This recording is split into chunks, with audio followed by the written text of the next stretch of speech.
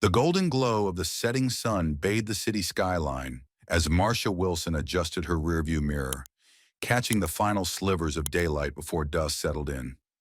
She was heading home after another long but fulfilling day at work, a day that marked exactly 1 month since she had been sworn in as the new police chief of the very precinct she had spent her entire career navigating.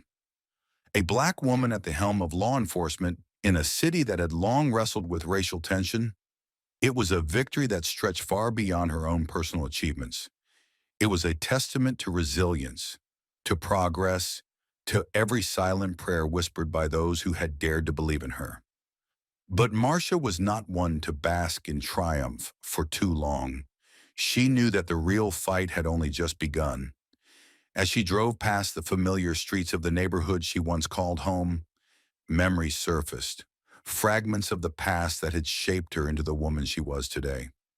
Raised in a working-class community, she had grown up watching her father, a fierce civil rights activist, wage war against injustice with nothing but his voice and unwavering conviction. It was from him that she had inherited her relentless pursuit of fairness. Yet even as a child, she had understood that her path would be steep, that her ambitions would be met with obstacles simply because of who she was. A black woman daring to take up space in a world designed to push her aside. But Marcia had never been one to cower in the face of adversity. She thrived in the fight, fueled by an unshakable belief in justice. She had started as a rookie officer, then worked her way up to detective, breaking barriers with every rank she claimed. Now as chief, she had one mission: to transform the system from within, especially in a precinct where trust between law enforcement and minority communities had long been fractured. Her thoughts were interrupted by the sudden flash of red and blue lights in her rearview mirror. Her stomach tightened. A police cruiser was closing in behind her, sirens blaring. She instinctively checked her speed, well within the limit. There was no reason for them to stop her, yet she knew. Taking a steady breath, she signaled and pulled over to the side of the road. As the cruiser rolled to a stop behind her, two white officers stepped out. Their movements were slow, deliberate, an exaggerated display of authority. Marcia watched them approach through her side mirror, her heartbeat steady, but her mind sharp. She had been in this position before, too many times to count. But this time was different.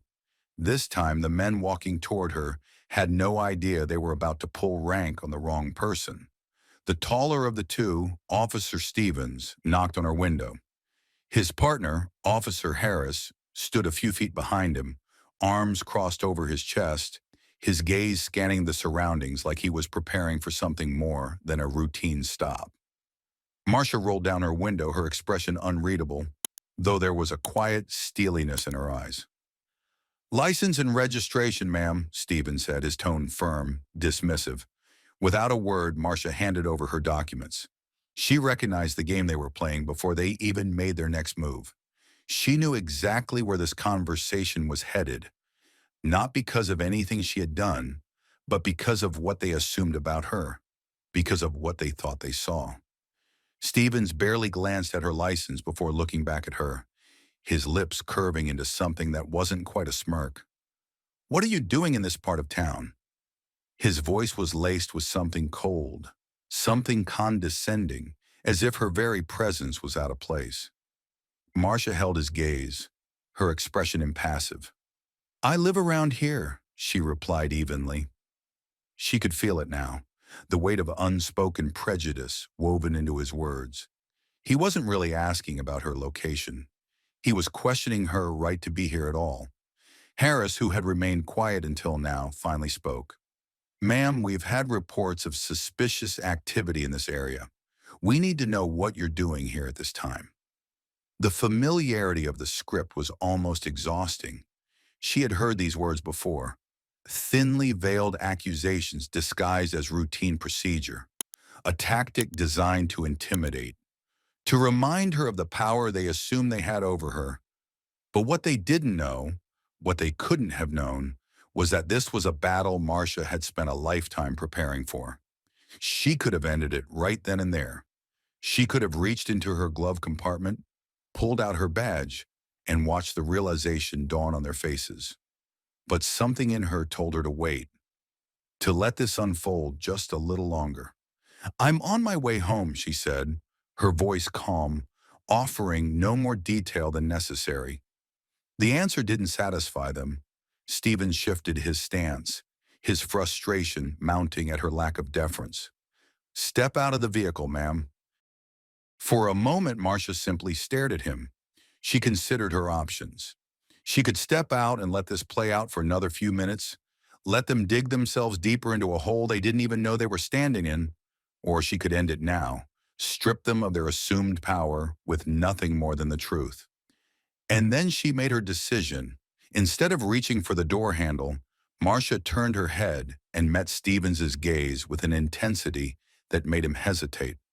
When she spoke, her voice was smooth, unwavering, but edged with something that made the air between them shift. "Officer," she said slowly, deliberately, "do you know who I am?" The question sliced through the night like a blade. For the first time, hesitation flickered in Stephen's eyes.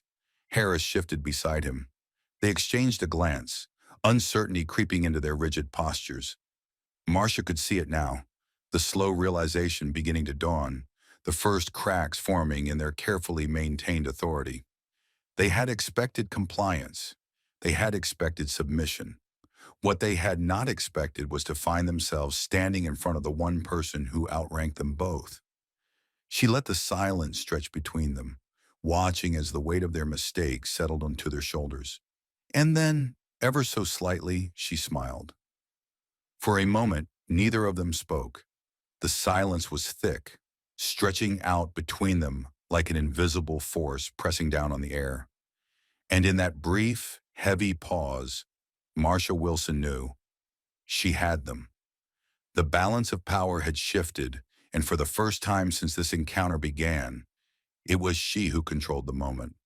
Officer Stevens, who had exuded such unshakable confidence just moments ago, straightened his stance, as if physically bracing himself.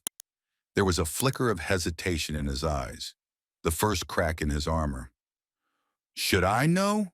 he asked, though his voice lacked the same arrogance it had carried before. Marcia's lips curved into a slow, deliberate smile. But it wasn't a smile of warmth nor one of reassurance. No, this was the kind of smile that unsettled, that warned.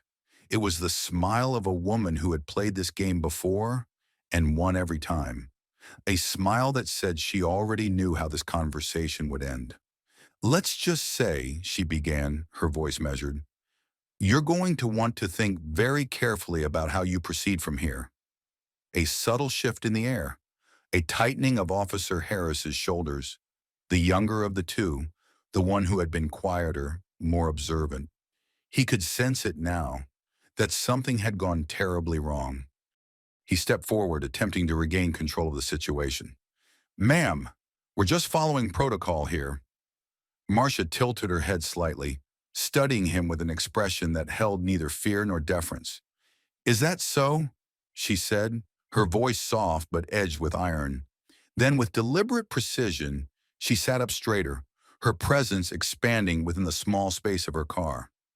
"Because last I checked, your new chief of police is supposed to be briefed on incidents like this." She let the words sink in, let them settle like a weight in their chests. Then her voice dropped just slightly, low and even. "And I don't recall giving you permission to pull me over." The silence that followed was deafening. Officer Stevens, the same man who had stood over her car just minutes ago brimming with authority, was suddenly frozen in place. His mouth pressed into a thin line, his posture stiff, his mind scrambling to reconcile the reality in front of him. Officer Harris, less confrontational but no less culpable, shifted on his feet as though the ground beneath him had become unsteady. They had both felt so sure of themselves when they walked up to her car, so certain of their power, and now that certainty was slipping away, crumbling under the weight of their own assumptions. Chief of Police? Stevens finally spoke, his voice carrying an edge of disbelief. You're saying you're our new chief? Marcia didn't answer right away. Instead, she turned her gaze toward the road ahead, where the last traces of daylight stretched long shadows across the pavement. The city hummed in the background. Unaware of the quiet reckoning unfolding on this dimly lit street, she inhaled slowly, deliberately, feeling the weight of the moment settle into her bones. In another time, in another version of this life, she might have felt anger, might have felt fear, but now all she felt was certainty. That's exactly what I'm saying, she finally replied, her voice smooth, unwavering. Then she turned back to Stevens, meeting his gaze head on. And I'm starting to think this traffic stop wasn't about any so-called suspicious activity, was it? Stevens opened his mouth, but nothing came out. The truth of her words had sliced through his authority like a blade through fabric, leaving him raw and exposed. She could see it in his eyes, that sudden, terrifying realization that he had made a mistake that could cost him everything. Marcia let the silence stretch, let them sit in the discomfort of it. Then she spoke again, her voice calm but sharp enough to cut.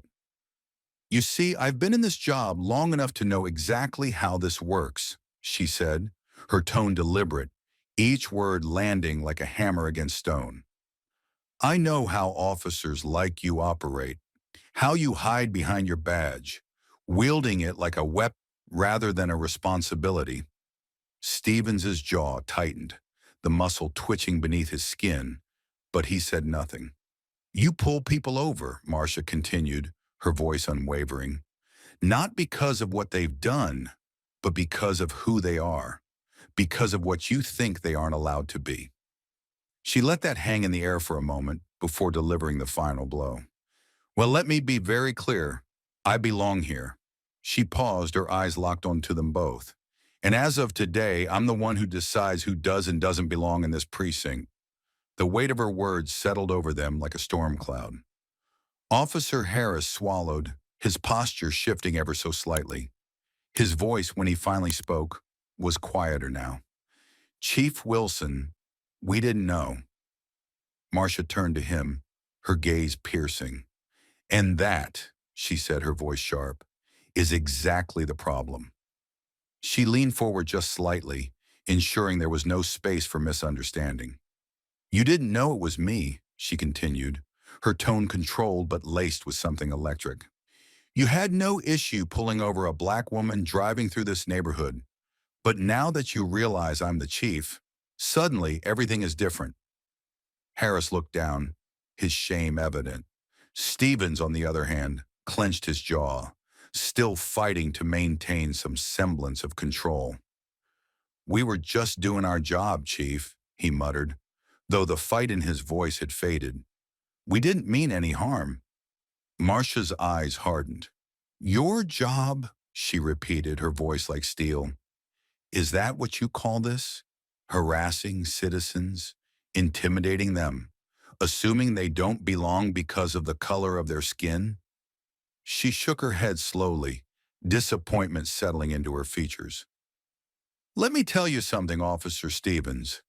This, she gestured between them, this is not how we do things in my precinct.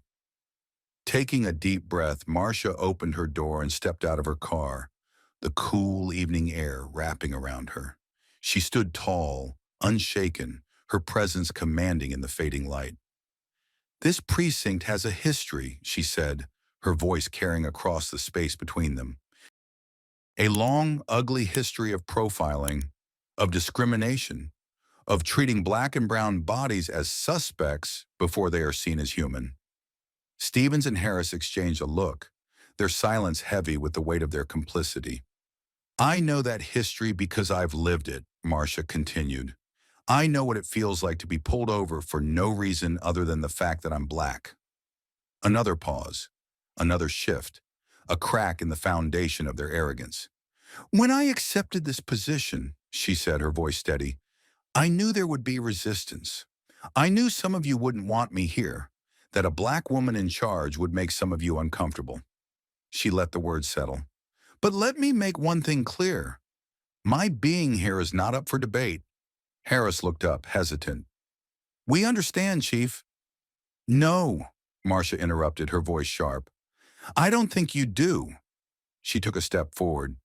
This isn't just about me, she said.